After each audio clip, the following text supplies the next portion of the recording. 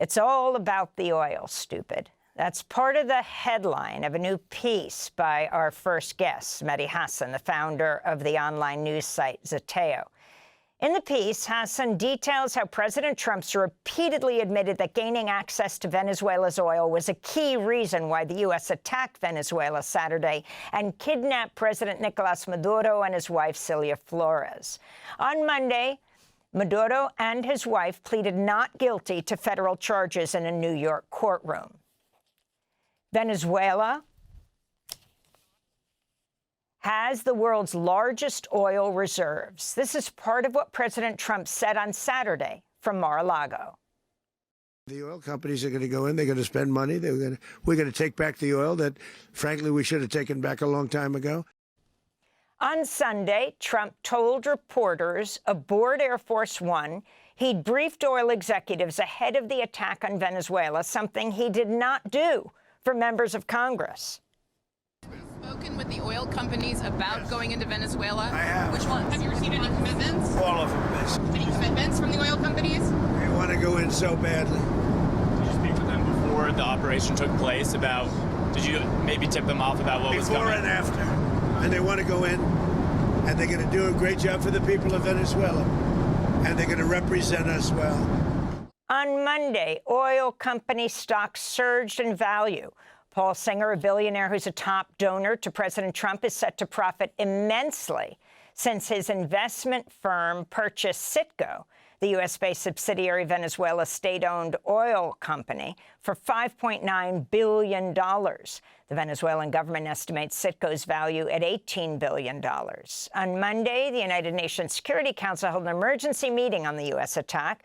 Venezuela's ambassador to the UN, Samuel Moncada, said Venezuela's targeted due to oil and energy resources. Venezuela es víctima de estos ataques por razón de sus riquezas naturales. Venezuela is a victim of these attacks as a result of its natural wealth. Oil, energy, strategic resources, and the geopolitical position of our country have historically been factors of greed and external pressure. When the use of force is used to control resources, impose governments, or redesign states, we are faced with the logic that refers to the worst practices of colonialism and neocolonialism.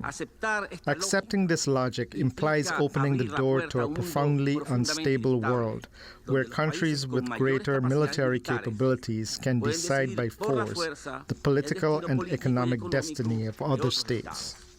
Joining us now is Mehdi Hasan, editor-in-chief and CEO of Zeteo. Thanks so much for joining us again, Mehdi. Why don't you start off with the title of your piece? It's all about the oil, stupid. Or to be exact, yep, it's all about the oil. Talk about what happened, your response to the abduction of the Venezuelan president and his wife, the charging yesterday, what the Trump administration has said he is guilty of doing, actually didn't jive exactly with what he was charged with. But then what all this means as Trump talks about narco-trafficking, but also, what, mentioned 25 times in his press conference afterwards, talked about the word oil. Yeah, good morning, Amy. Thanks for having me. I wrote that piece on Saturday in a hurry at 7 a.m. when I woke up and saw the news that the U.S. had attacked Venezuela. And I pulled together, it's a list of Trump comments, basically, from the past few months and years. I went back to 2019, and Andrew McCabe, who was FBI deputy director, he wrote in his memoir in 2019, The Threat. He quotes Donald Trump saying in government during his first term, the country we should be invading is Venezuela. They're right next door, and they have all that oil. Trump was thinking about Venezuela's oil long ago, even during his period in the wilderness between 2020 and 2024. He did rallies where he spoke about, if I was still in charge, we would have Venezuela's oil. And of course, he spent much of December, just before the New Year's, talking about we want our oil rights back. Our oil was stolen from us. All BS, nonsense, lies. Said Venezuela took our oil. We want it back. They need to return it, he said. They took an oil tanker. He said, we're going to keep the oil. So I put that all together in a quick piece on Saturday, thinking, People are going to attack me as they did in 2003, when people like you and me, Amy, were saying it's about the oil. Iraq was about the oil. But in those days, the people in power pretended it wasn't, right? George Bush, Dick Cheney, and others, they said it was WMDs. They said it was democracy. They said it was al-Qaeda. They at least pretended that it wasn't about the oil. Trump, as you just pointed out, has spent the last 3 days non-stop telling us it's about the oil. So you have all these people on the right and in the center, saying the sophisticated analysis is it's not about the oil. That's a conspiracy theory. And then you have Donald Trump comes out, as usual, throws them all under the bus, says, no, it's about the oil. He just can't stop talking about the oil. Every time he's asked about anything, he says, well, let's talk about oil. And as you pointed out, oil company stocks are up. He gave oil companies a heads up that he didn't give members of Congress per the Constitution. If you go back to the election campaign, Amy, in Florida at Mar-a-Lago, he hosted a bunch of oil company executives and said, give me $1 billion and I'll help you all out.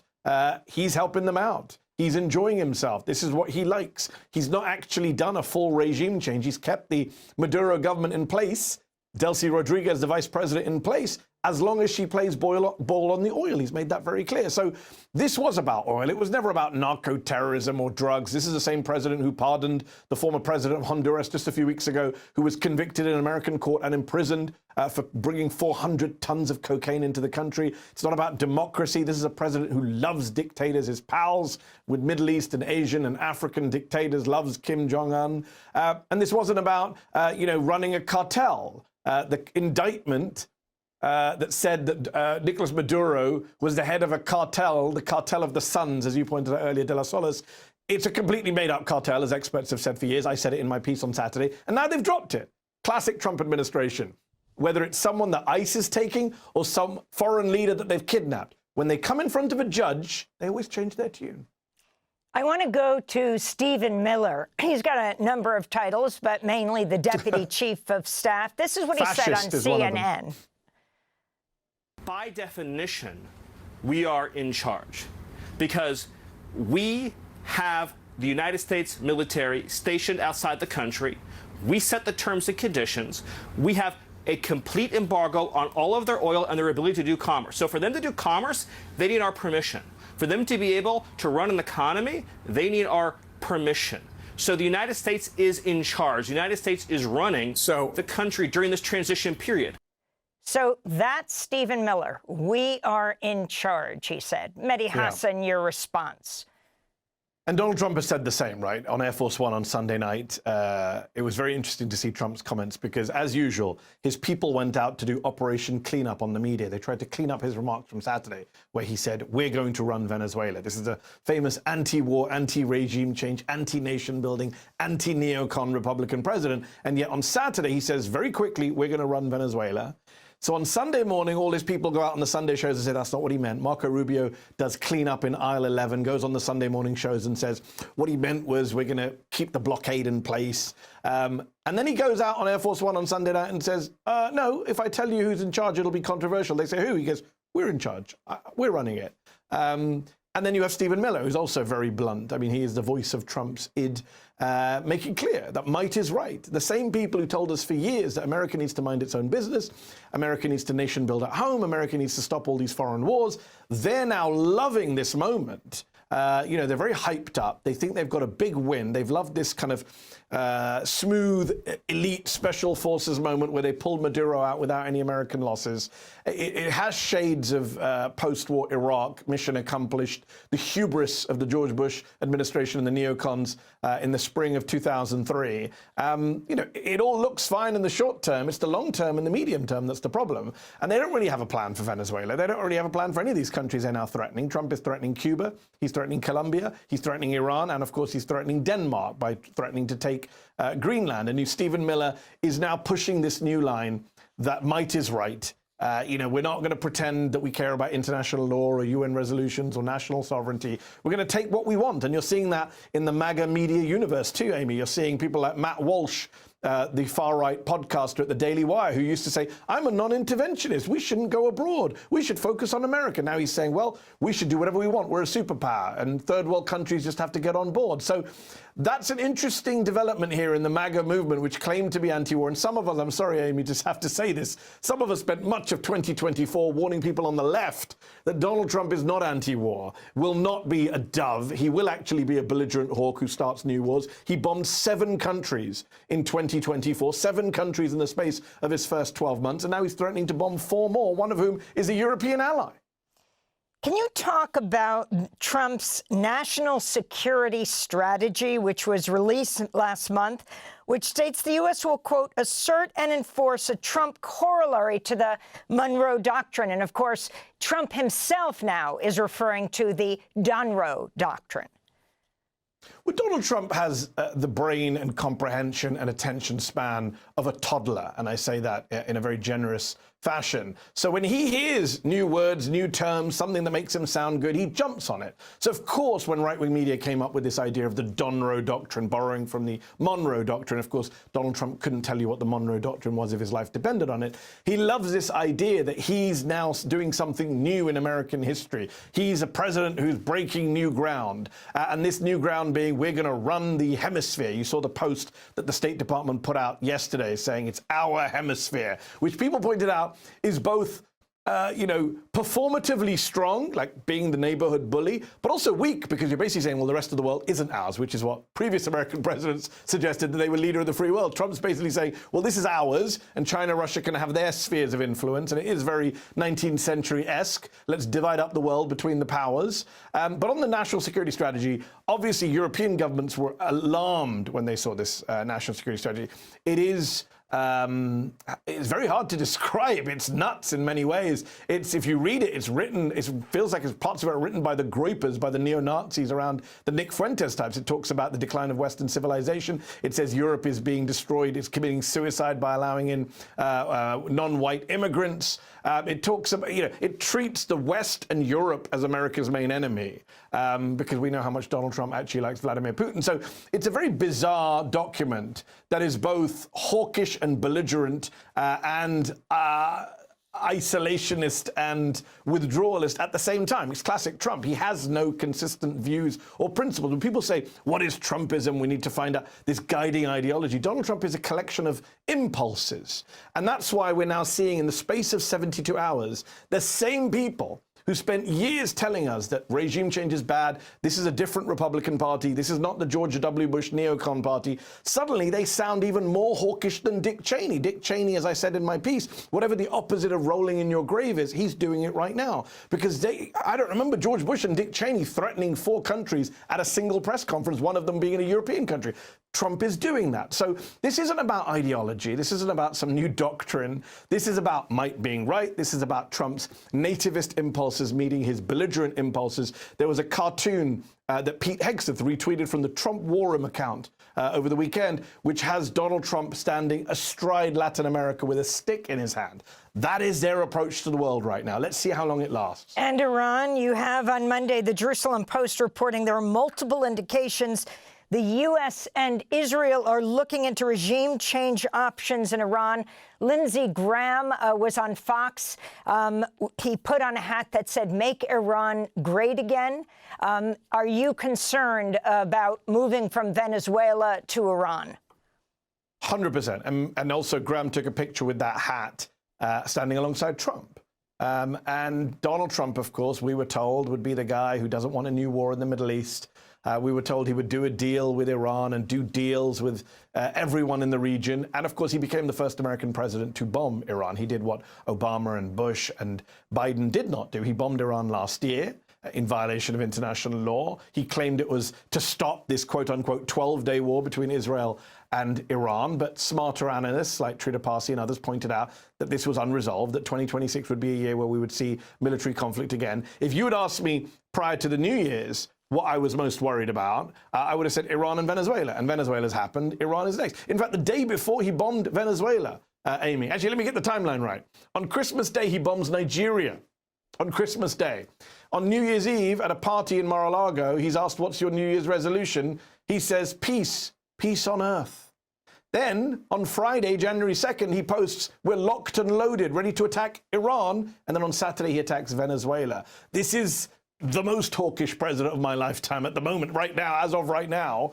George Bush must be wondering what's going on in his house in Dallas, looking at what Trump's up to. So yes, I'm very worried about a war with Iran. The Israelis and the Israeli press, as you mentioned, are loving this moment. They're seeing this as a moment. Remember, they're tying Venezuela to Iran. They're saying Venezuela supported Hezbollah, Iran supports Hezbollah. These regimes are all connected. It's kind of like a new axis of evil. So of course they're pushing for an attack on Iran. This is not just Netanyahu, by the way. I know we love in this country just to say Netanyahu. It's the entire Israeli political spectrum. Benny Gantz, an opposition leader, former general, openly called, I think yesterday or Sunday, for the Americans to take out the regime in Iran as well. And of course, this is what hubris does to you. Donald Trump will look at what happened in Venezuela and say, well, I did it so smoothly and bloodlessly. By the way, they killed Venezuelans, including Venezuelan civilians. But no Americans were lost. And I got praised by people in the media for my wonderful win.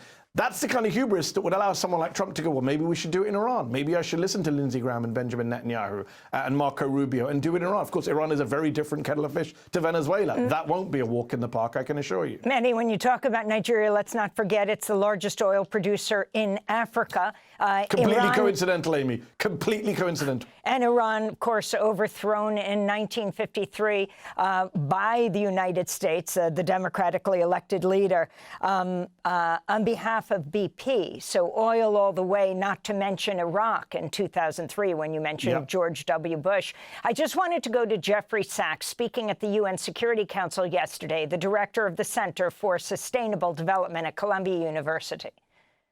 In the past month, President Trump has issued direct threats against 6 UN member states, including Colombia, Denmark, Iran, Mexico, Nigeria, and of course, Venezuela. Members of the Council are not called upon to judge Nicolas Maduro. They are not called upon to assess whether the recent U.S. attack and ongoing naval quarantine results in freedom or in subjugation. Members of the Council are called upon to defend international law, and specifically the UN Charter. So that was Professor Jeffrey Sachs. Mehdi Hasan, in this last 30 seconds, supposedly on Thursday, there's going to be a vote and a debate in the U.S. Senate on the War Powers Act. Can you talk about the significance of this and where you see this all headed? President Maduro is expected to be back in court, I think it's March 17th. Well, we don't know if he's going to actually win or lose. The Trump DOJ doesn't have a great record in prosecuting people. It will be hilarious if they lost and Maduro walked free. Let's see. Very quickly, the story of the Trump administration at home has been people rolling over for him. Big law, big universities, big tech, all of the banks, all rolling over him. Universities rolling over for Trump. And now the story on the international stage is the same. European allies cannot bring themselves to condemn what Trump did. The British government, embarrassingly, could not even say he shouldn't take Greenland. America's wrong to be threatening Greenland.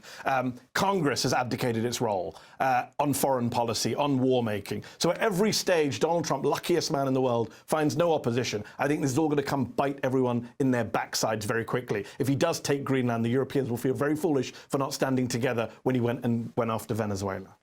Mehdi Hasan, award-winning journalist, editor-in-chief and CEO of Zeteo. We'll link to your piece, Trump's Venezuela Attack. It's all about the oil, stupid. Thanks for watching Democracy Now! On YouTube. Subscribe to the channel and turn on notifications to make sure you never miss a video. And for more of our audience-supported journalism, go to democracynow.org, where you can download our news app, sign up for our newsletter, subscribe to the daily podcast, and so much more.